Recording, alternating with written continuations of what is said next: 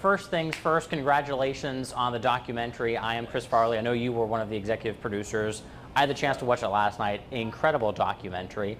I wanted to start and ask with, why now? It's been 18 years after the passing of Chris, but it's 2015. What was the inspiration to get this done now?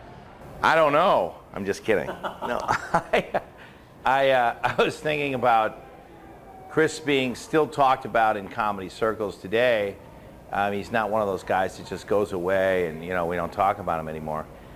People still come up to me and say how much they love Chris and that kind of thing. So Dave Reeder, who's a guy I work with, approached Network Entertainment, and we just came up with the concept of going through a documentary, doing a documentary. And there's always been a lot said about Chris, and I kind of wanted to set the record straight about just who he was and what kind of a person he was and what a kind of great comic he was. So a lot of the old other documentaries, they didn't hit it right. They didn't get the right person. So I kind of wanted to set the record straight too.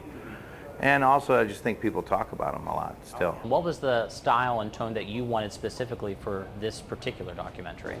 Right, I wanted to focus, on his career and on his, just the person that he was and how the people that really worked with him. I was grateful to have the cast that I had: Dan Aykroyd, Mike Myers, David Spade, Adam Sandler, Lorne Michaels. Lorne Michaels never does any interviews. So I just wanted to get their point of view and what it was like to work with Chris, and also just what kind of, he was a unique comic. I don't think you find guys like that anymore in comedy. And he was one of a kind. So I wanted to focus on his career. I wanted to focus on the legacy that he left in comedy. So let's talk a little bit about you. So you grew up in Madison, Wisconsin, one of five. You do comedy, Chris did comedy, your brother John does comedy. Would you say that comedy is in the family genes? Yeah, these genes right here. I had to say that, that's a really bad joke. But I do think that growing up in our family, there was a lot of comedy. And when Chris went down to Second City and started to do some of the improvisation down there in Chicago area, I just thought, well, this is a great way to live life. I like to do this. I like to be creative, and I like to be on stage. So I decided to do it also, and I didn't go to Saturday Night Live. I went out to the other coast. I went to LA, and I just did sitcoms, and I did a lot of sitcoms. I've done a lot of sitcoms. I've done a lot of, television and commercials and that kind of thing. But I've enjoyed it. I mean, and my brother John too, he's the same thing. He does a lot of commercials, and I started doing stand-up maybe 5-6 years ago, and I really, really enjoyed that too. So it's just been a life of real fun. I don't regret it at all, and I owe Chris a lot for just introducing us to that life, for sure. Now, your comedic style, would you say that it is similar to Chris? Do you do a lot of improv? Is that one of your favorite things to do? Do you enjoy stand-up more? I do a lot of both. It depends on the crowd. Like, I'm going to do some tomorrow night here at the Tilted Kilt. I imagine I'll go off book a little bit because it's probably just going to be really loose. But I have my act that I'll do my act in that. But I like to talk to the crowd. I kind of just go off the cuff. Absolutely. I can't help it. Do you get any inspiration from Chris or from your time at the Second City? Oh, a lot, yeah. I mean, I learned a lot from Second City and improv and how to live life through improv, and there's a lot of basic rules, not say no and be open and let life take you where it takes you. There's a lot of great things you can learn when you study improv. And, a lot of great people came from Second City: Tina Fey, Amy Poehler, all those, Bill Murray, Dan Aykroyd. I learned a lot from them, and I learned watching them, and so it was a great thing for me to do, and I love it. And I still use it in my life every day. How did life change for you in particular, but also your family too, when Chris became a superstar in the 90s? Right. I remember when he got on SNL, I thought to myself, uh-oh, this is going to be tough for SNL, not him. I think he was not going to be one of those guys that just a flash in the pan kind of. He was going to take that place by storm, and I knew that. I knew that he'd do well on that show once they got him in, once they figured out who he was.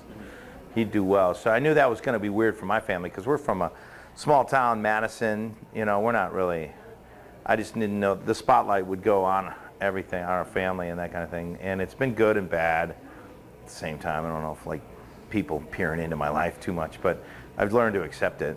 Have you ever felt like your career has been in more of the shadows of Chris, or your career has gone in a different direction than Chris's did? Well, Chris was a lot bigger than I was, so the shadow is tough to get away from. Big shadow. But I'm catching him. Yeah, his shadow's huge. I mean, he's a legend. I think a lot of people live in his shadow, not just me. So, yeah, I think he was one of the funniest guys in this half of the century.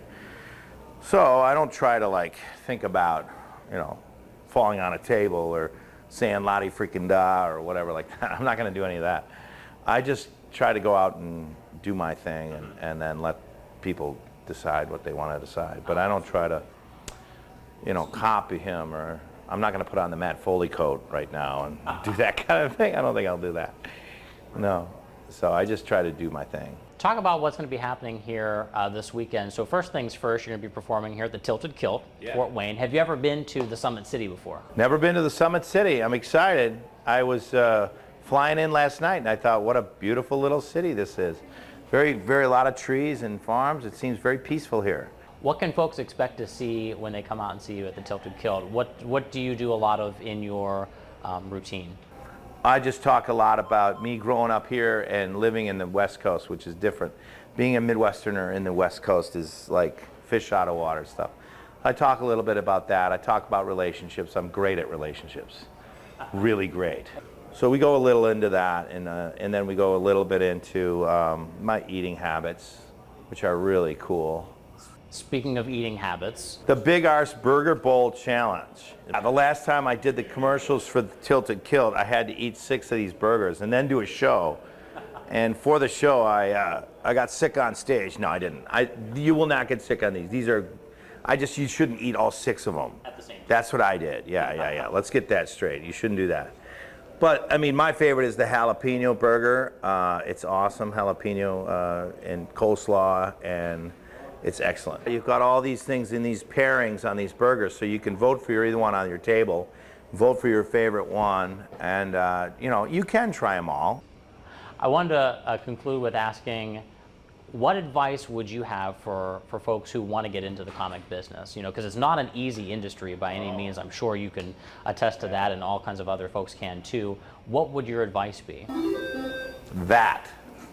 What is that? Don't do it. No.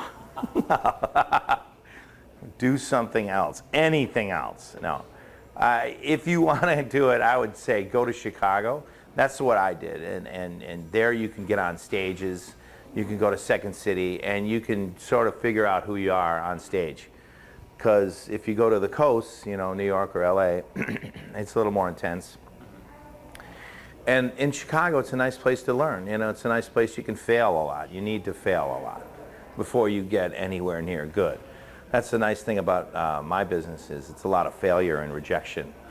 So, and then you start to get good.